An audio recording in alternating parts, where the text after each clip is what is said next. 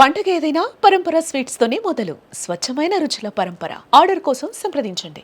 Welcome to Suman TV. నేను విజయ్. తెలుగు రాష్ట్రాల్లోనే జూబ్లీ హిల్స్ గెలుపుతో కాంగ్రెస్ పార్టీ అభ్యర్థి నవీన్ యాదవ్ రెండు రాష్ట్రాలందరూ కూడా ఆయన వైపు చూశారు.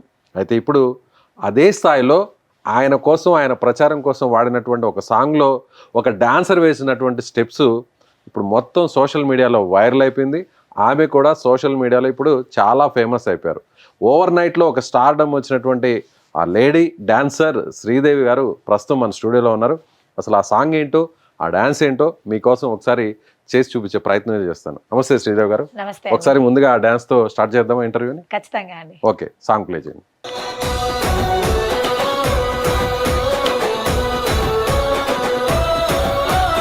నిందలు మోసింది నువ్వేగా, మనవి నన్న సంకల్లేసింది నిగేగా, అడుగులు ఆపింది నీయేగా, మనవి నన్న గుండెల బాదున్న నవ్వేగా, ఒక్కడుగు వెనకెయ్యాలి నవి నన్న దమ్మున్న లీడరు నువ్వే, మనసున్న మహారాజువే నవి నన్న పెట్టుకోచు గ్లిల్సు కిరీటమే, ఎవడే నిన్ను ఆపేటోడు బండా పెడుతుమ్మా మీ అమ్మ తోడు, బాయి నీకు బాధెందుకే జుగ్లిల్సులో ఎగిరే చెండా నీవే, నవీనన్న నీ గెలుపుతో జుగ్లిల్సు కొత్త చరితే రాసుకుంటాదే, బాయి నీకు బాధెందుకే జుగ్లిల్సులో ఎగిరే చెండా నీవే. అక్కడ వేరే స్టెప్స్ ఉన్నాయి, ఇక్కడ వేరే స్టెప్ వేస్తున్నారు. యాక్చువల్లీ ఇదే స్టెప్స్ ఒరిజినల్, అది ఏదో ఎంటర్టైన్మెంట్ కోసం చేసింది. యాక్చువల్గా ఆ సాంగ్కి ఇవే స్టెప్సా, లేదంటే మీరు అక్కడ సోషల్ మీడియాలో వైరల్ అయిన స్టెప్సా, లేదంటే వేరే స్టెప్స్ ఉన్నాయా? లేవండి, వేరే స్టెప్స్ ఉన్నాయి. ఓ. అదొచ్చేసి కింద ఎవరైతే మన కాంగ్రెస్ కార్యకర్తలు ఉన్నారో వాళ్ళ ఎంటర్టైన్మెంట్ ని చూసి వాళ్ళు అంటే ఇవన్నీ స్టెప్స్ వాళ్ళు వేయలేరు కదా, సో వాళ్ళని దృష్టిలో పెట్టుకుని అలా చేయాల్సి వచ్చింది. ఓకే, మీరు వేసింది మాత్రం అప్పటికప్పుడు న్యాచురల్ గా, అసలు మామూలుగా ఎవరు రికార్డ్ చేయట్లేదని మీరు ఇంకా క్లోజ్ అయిపోతుందని వేశారు. అవునండి, లాస్ట్ 5 నిమిషాలు క్లోజింగ్, ఇంకా దీంతో అయిపోయింది, ఇంకా సాంగ్ తోనే క్లోజ్ అయిపోయింది. 5 minutes బిట్టే ఇలా క్లిక్ అయింది, వైరల్ అయిపోయింది, కోట్ల మంది చూసేశారు. సో ఒకసారి కూర్చొని మాట్లాడదాం. రైట్ అండి. సో మీరు ఊహించారా? లేదండి, అసలు ఎలా ఆ డాన్స్ జస్ట్ అలా మీరు బాగా టైడ్ అయిపోయినట్లుగా ఆ వీడియోలో కూడా కనిపిస్తుంది. లాస్ట్ మూమెంట్ లో ఏదో మీరు అప్పుడు ఆ స్టెప్స్ వేశారు, అది ఎలా జరిగింది ఒకసారి చెప్పండి. 5 నిమిషాల్లో ప్రచారం క్లోజ్ అయిపోతుంది అన్నప్పుడు కార్యకర్తలు చాలా మంది కింద ఉన్నారు. సో మేము కూడా క్లోజ్ అనుకున్న టైంలో లేదు కార్యకర్తలు ఉన్నారు కదా, సో అప్పటికి నవీన గెలుస్తారనే హోప్స్ మా అందరికీ కలిగింది కాబట్టి ఆ మూమెంట్ లో అలా చేయాల్సి వచ్చింది. అంటే ఇది గెలిచిన తర్వాత లేకపోతే గెలుపు ముందేనా? 9వ తారీఖు రోజు, అది అంటే కళాకారులకి 9వ తారీఖు వరకే పర్మిషన్. ఓ, లాస్ట్ డే 5 minutes లో జరిగిన మ్యాజిక్ అనొచ్చు దాన్ని. అంతటితో టైం అయిపోతుంది, క్లోజ్ చేసేయాలి ప్రచారాన్ని. ఓకే, ప్రచారం చేయొద్దు, కళాకారులు కూడా ఎక్కడ స్టేజ్ పర్ఫార్మెన్స్ ఇవ్వద్దు దాని తర్వాత. ఆ మూమెంట్ లో అలా అయిపోయింది. సో అలా ఎన్ని రోజుల నుంచి మీరు ఈ ప్రచారంలో పార్టిసిపేట్ చేస్తున్నారు? మేము 23 days నుంచి ఉన్నామండి. 23 రోజుల నుంచి. నామినేషన్ అయినప్పటి నుంచి మొన్నటి వరకు అన్నయ్యతోనే ఉన్నాము. సో ఆ స్టెప్స్ ఇంత ముందు వేసారా, లేదంటే ఆ రోజే లాస్ట్ మూమెంట్ కాబట్టి అలా సరదాగా అలా వేసారా? సరదాగా అలా వేసామండి, లాస్ట్ మూమెంట్ లో ఆ ఎంజాయ్మెంట్ లో, హ్యాపీనింగ్స్ లో అలా వేసామండి. దాన్ని ఎవరు షూట్ చేశారు? జతిన్ గారు అని చెప్పేసి, సో తను క్యాప్చర్ చేసిన తర్వాత కూడా నాతో వచ్చి మాట్లాడారు. నాకు ఒక వీడియో చూపించారు. అది నేను మామూలుగా నేను బయట ఇలాంటివి చాలా చూస్తుంటాను, సో నేను కొట్టి పడేసాను అనమాట. ఓకే, థ్యాంక్ యూ నాన్న అని చెప్పేసి వెళ్ళిపోయాను. దాని తర్వాత తెలిసింది నాకు దాని వాల్యూ ఏంది, నేను ఏంటి ఇలా అయ్యాను అని. సో యాదృచ్ఛికంగానే జరిగింది ఇదంతా. లాస్ట్ మూమెంట్ లో మీరు ఇంకా అలా స్టెప్స్ వేస్తుంటే అతను తన మొబైల్లో షూట్ చేసి తన ఛానల్లో అప్లోడ్ చేశారు. సో అది వైరల్ అయిపోయింది. సో ఎప్పుడు మీరు వైరల్ అయ్యారు అని ఎప్పుడు తెలిసింది? సో మీరు డాన్స్ వేసేస్తుంటారు, వెళ్ళిపోయింటారు, అతను షూట్ చేశాడు. సో ఓకే, ఇలా చాలా మంది షూట్ చేసి బాగా చేశారని మీకు ఆల్రెడీ మొబైల్లో ఆ వీడియో చూపిస్తుంటారు. బట్ ఎలా వైరల్ అయ్యారు, ఎలా ఫేమస్ అయ్యారన్న విషయం ఎప్పుడు మీకు క్లారిటీ వచ్చింది? By 9th night are 10th morning upload చేసి ఉంటారు అనుకుంటా. సో నాకు 11th రోజు కొంచెం బయటకు వచ్చింది, ఎలక్షన్ జరిగిన రోజు.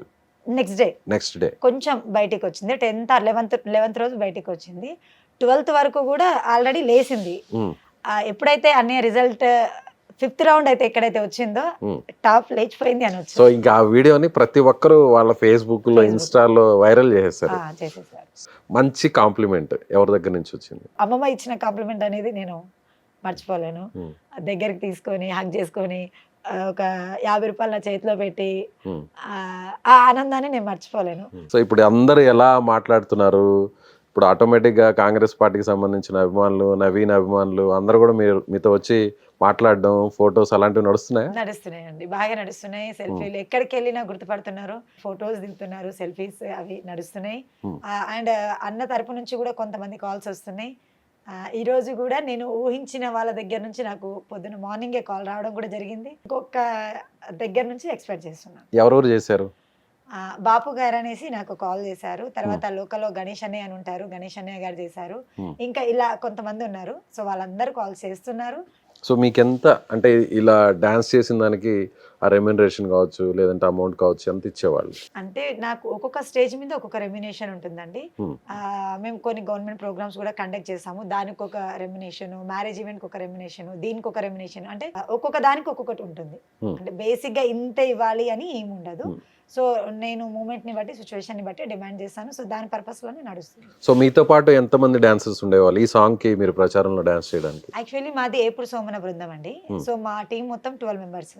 12 మెంబర్స్లో 5 మెంబర్స్ మేము గర్ల్స్, 5 మెంబర్స్ డాన్సర్లు ఎవ్రీడే? ఎవ్రీడే. ఏ టైం నుంచి ఏ టైం వరకు? అంటే మార్నింగ్ 8కి 9కి 10కి అలా స్టార్ట్ అయ్యే వాళ్ళము. సార్లు 8 గంటలకు క్లోజ్ చేసాం, కొన్నిసార్లు 9 గంటల వరకు క్లోజ్ చేసాం, 9:30 వరకు క్లోజ్ చేసాం. అలా కంటిన్యూస్గా ఆ సాంగ్స్కి డాన్స్ వేస్తూనే అంటే ఉండాలి? అవే సాంగ్స్ కాదు, కొన్ని లైవ్ లో కొన్ని సాంగ్స్ కూడా పాడారు మా వాళ్ళు. Hmm. సో పాడిన దగ్గర అది, పాడని దగ్గర అనే పాటతో పాఠమే చేసాం. కాంగ్రెస్ పార్టీకి సంబంధించిన సాంగ్స్ కొన్ని, అలాగే నవీన్ యాదవ్ సంబంధించిన సాంగ్స్ ఒక్కొక్క ప్లేస్ లో అలా మీరు అలా తిరుగుతూ చేస్తుంటారు వెహికల్లో? అవునండి, ఓకే. వెహికల్ మీద డాన్స్ వేస్తుంటారు? వెహికల్ మీద చేసాము, డోర్ టు డోర్ క్యాన్వర్సింగ్ కూడా చేసాము. సో సుమారుగా ఒక రోజుకి అలా ఎంతసేపు డాన్స్ చేస్తారు? బాగానే చేస్తుంటాం. సుమారుగా ఎన్ని అవర్స్ అలా డాన్స్ వేస్తారు? ఆల్మోస్ట్ 8-9 గంటలు కష్టపడ్డాం. ఎన్ని పాటలకి అలా క్యాలిక్యులేట్ చేస్తే?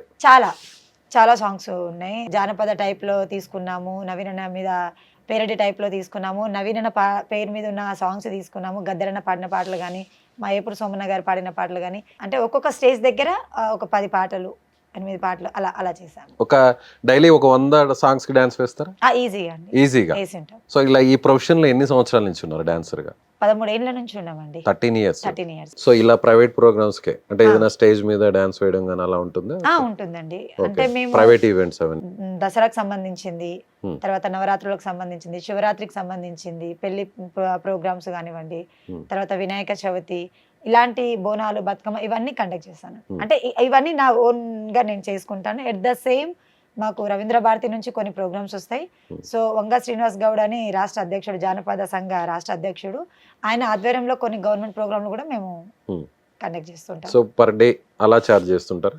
ఈవెంట్ బట్టి చార్జ్ చేస్తారు? ఒక్కొక్క ఈవెంట్ ని ఒక్కొక్క రెమ్యునరేషన్. ఇప్పుడు ఈ ఈవెంట్ కి ఎంత రెమ్యునరేషన్ వచ్చి ఉంటుంది? అది ఎందుకులేండి, ఎందుకంటే ఒక్కొక్కరు ఒక్కొక్క పేమెంట్ ఉంది. అంటే నేను మీరు డైరెక్ట్ గా చెప్పకపోయినా పర్ డే ఒక 5,000 10,000 ఉంటుంది ఇంచుమించు ఈ ప్రోగ్రామ్ ఈ కాబట్టి. ప్రోగ్రామ్ జనరల్ గా వేరే ఈవెంట్స్ కి అయితే వేరే ఇంకా చేస్తుంటామండి. 5,000.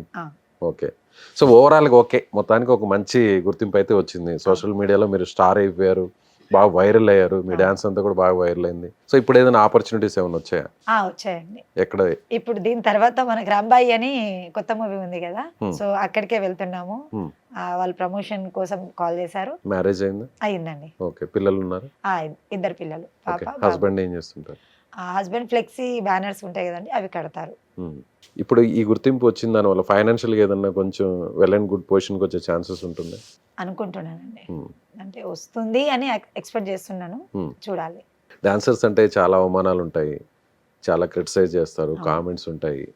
స్టేజ్ మీద డాన్స్ చేస్తుంటే రకరకాలుగా కామెంట్స్ కింద నుంచి వీడియోస్లో కామెంట్ బాక్స్లో ఇలా చూస్తూ ఉంటాం. ఎప్పుడు బాధ అనిపించదా? చాలాసార్లు బాధపడ్డామండి, చాలాసార్లు బాధపడ్డాము, చాలాసార్లు వీక్ అయ్యాము. ఎట్ ద సేమ్ ప్రేక్షకుల ఆనందాన్ని చూసి, వాళ్ళ ఎంటర్టైన్మెంట్ చూసి ఎంత బాధపడ్డామో దానికంటే రెట్టింపు సంతోషపడ్డాము. ఎందుకంటే ఇంట్లో ప్రాబ్లమ్స్ వల్ల, కొన్ని పర్సనల్ ప్రాబ్లమ్స్ వల్ల చాలామంది చాలా విధాలుగా ప్రెజర్స్లో ఉండుంటారు. సో మేము వాళ్ళని ఒక 3 గంటలు ఆ ప్రపంచం నుంచి వేరే ప్రపంచంలో తీసుకెళ్ళి వాళ్ళని ఆనందపరుస్తాం కదా, అదొక హ్యాపీనెస్ అనేది మాకు ఉంటుంది. సో ఇప్పుడు ఈ ఈవెంట్ వల్ల, మీరు చేసిన ఈ డాన్స్ వల్ల ఒక గుర్తింపు వచ్చింది, ఆ రెస్పెక్ట్ కనిపిస్తుందా? ఇంతకు ముందు కనిపించింది వేరు, ఇప్పుడు వెంటనే టర్న్ అయింట్ ఉందా మీకు Yes, ఇచ్చే sir. వాల్యూ కానీ ఆ రెస్పెక్ట్ కానీ కనిపిస్తుందండి. ఏమంటున్నారు అందరు ఏమంటున్నారు? ఏమంటున్నారు అంటే ఒకప్పుడు మా నాన్న పేరు సాంబా, స్వామి ఆర్ సాంబా 2 అని పిలుస్తారు. శ్రీను మా అన్నయ్య పేరు, జాను మా బావగారి పేరు. సో ఎక్కడికి వెళ్ళినా వాళ్ళ మరదలు అని చెప్పేవాళ్ళు. వాళ్ళ మరదలు, వాళ్ళ చెల్లెలు, వాళ్ళ కూతురు అని. ఈ రోజు ఏంటంటే నా ఊరి వాళ్ళే కాదు, నా చుట్టుపక్కల ఉన్న అన్ని ఊర్ల వాళ్ళు ఫోన్లు చేయడం, మాట్లాడడం, మీ నాన్నగారి పేరు నిలబెట్టావు, మీ తాతయ్య గారి పేరు నిలబెట్టావు. ముఖ్యంగా మా తాత ఆవులు అవి అమ్ముతుంటారు కదా, ఆ బేరం ఆడుతూ ఉండేవాడు అనమాట. హోబ్లా నాయక్ అని మా తాతయ్య, కాంగ్రెస్ చాలా సీనియర్. ఓ మీరు బేసిక్ గా కాంగ్రెస్ పార్టీ ఫ్యామిలీ. ఓకే. చాలా సీనియర్. ప్రస్తుతానికి ఇప్పుడు లేరు, ఒక 1 year అవుతుంది చనిపోయి. సో ఆయన ఉండుంటే దీన్ని ఒక పండగలా సెలబ్రేట్ చేసేవాళ్ళు.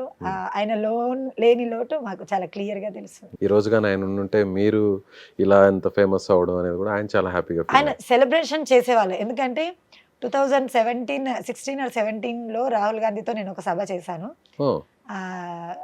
శంషాబాద్లో. అప్పుడే ఒక యాటను కోసి దసరా పండగ అయిపోయిన తర్వాత నెక్స్ట్ డే నాకు ఈ ప్రోగ్రామ్ ఉండే. సో నేను ఫ్యామిలీని వదిలేసి ఇక్కడికి రావాల్సి వచ్చింది. వచ్చినప్పుడు నా పర్ఫార్మెన్స్ టీవీలో చూసి మళ్ళీ పండగ సెలబ్రేషన్ చేశారు. ఒకవేళ ఈరోజు ఆయన ఉండుంటే వేరే లెవెల్లో ఉండేదాన్ని, ఇంకా ఎక్కువ ఆనందపడేదాన్ని. చాలా మంది డాన్సర్స్, ముఖ్యంగా లేడీ డాన్సర్స్ జీవితాల్లో చాలా కష్టాలు ఉంటాయి, చాలా ఇబ్బందులు ఉంటాయి. జనరల్గా డాన్సర్స్ అనగానే ఒక వేరే రకమైన ఒపీనియన్ ఉంటుంది. సో ఆర్ట్ ఇది ఒక కళ, అది లోపల ఉన్నటువంటి ఆ ప్యాషన్ని ప్రూవ్ చేసుకోవాలి. సో డాన్స్ అనేది కూడా ప్రతి ఒక్కరు డాన్స్ చేస్తుంటారు.